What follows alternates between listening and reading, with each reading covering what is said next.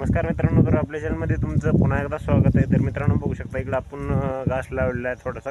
तर घासाकडे येण्याचं कारण म्हणजे कसं झालं माहिती का, की आपण एक ताईनं शिवानी मुंडे ताईनं काय केलं, कमेंट केली आपली की रानभाज्या दाखवा। तर कसं आहे ताई माहिती का, की आपल्याकडं रानभाज्या तेवढ्या आता उगवत नाहीत म्हणजे पेरणीच्या टायमाला। तर रब्बीच्या टायमाला चील बाकीचं तांदूळ कोंजरा हे अशा बरेच घोळ, ते गोळामध्ये दोन नमुने असतात की एक पसऱ्या गोळ असतो आणि एक आपला हे असतो साधा बाकीचा एक गोळ असतो।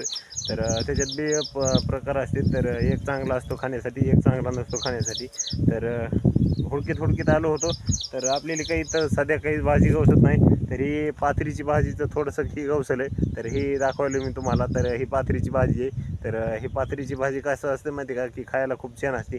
आणि आपण शेतामध्ये काम करीत असताना कसं असतं, आता सध्या गवसत नाही पण रब्बीच्या टायमाला आपल्याला पाथरीची भाजी, पुन्हा तांदूळ कोंदऱ्याची भाजी, पुन्हा नंतर आपली चिलाची भाजी, अशा भरपूर प्रकारच्या भाज्या गवसतात।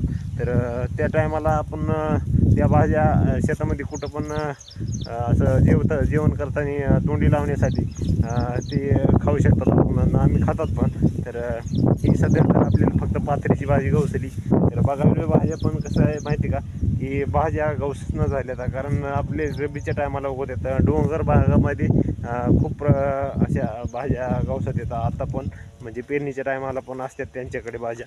तर आपलं कसं आहे, आपल्याला डोंगराळ भाग नाही बघा इकडं आजूबाजूला दिसते तुम्हाला। तर त्याच्यामुळे आपल्याकडं भाज्या काही गवसनात। तर आपल्याला फक्त ही पाथरीची भाजी गवसली। तर बघून घ्या, ही लालसर पानं असतील त्याची बुडाला, बारीक आहे ही बी, फक्त एकच मोड आपल्याला गवसाला आहे। तर तीच दाखवायलो मी, तर बघून घ्या। तर खूपच छान असते पाथरीची पण भाजी, ती अजून पण बघायला लागली। पण कसं झालं माहिती का, आपली एक पण भाजी गवसं नाही आता सध्या। तर एवढीच गवसली आपली भाजी। तर चला हा व्हिडिओ कंटिन्यू करा, आणि आपल्या चॅनलवरती नवीन असाल तर चॅनलला सबस्क्राईब नक्की करा मित्रांनो। तर बघा, ही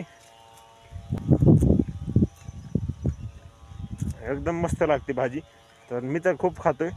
तर तुम्ही पण खात जा, चांगलं असतं। कसं असतं माहिती का, रानभाज्यामध्ये भरपूर असं जीवनसत्व हे असते, तर पण त्याला आपण किंमत देत नाहीत। तर त्यांना पण किंमत द्यायला पाहिजे मित्रांनो। कारण आता नवीन काय जर माहिती का, की आपले रासायनिक खत औषधं फवारू हे आपल्या भाज्या जी बाजारात येतात त्या भाज्या दूषित होतात मित्रांनो।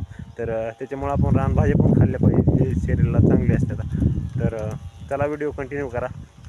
जर तुम्हाला अजून तर मला कुठं दिसली तर मी दाखवतो तुम्हाला भाजी। तर व्हिडिओ कंटिन्यू करीत। तर मित्रांनो, थकून इथं बसलो होता लिंबाच्या झाडाखाली आपल्या। कारण कसं आहे माहिती का, की रानभाजी आमच्याकडं नाहीतच, हुडकून बेजार झालो।